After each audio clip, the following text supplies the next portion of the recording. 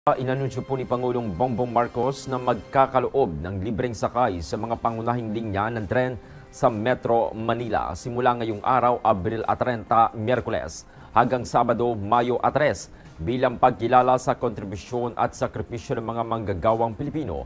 Ayon sa Pangulo, ang libreng sakay ay ipatutupad sa MRT3, LRT1 at LRT2.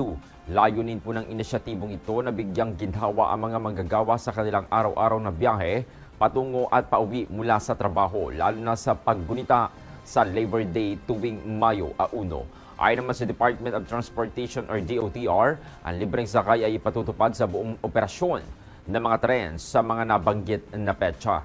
Inaasahan din ng DOTR ang pagdagsa ng mga pasahero, kaya't pinayuhan ang publiko na magdala pa rin ng sapat na pasensya at sumunod sa mga alituntunin sa mga istasyon para sa kayusan at kaligtasan ng lahat.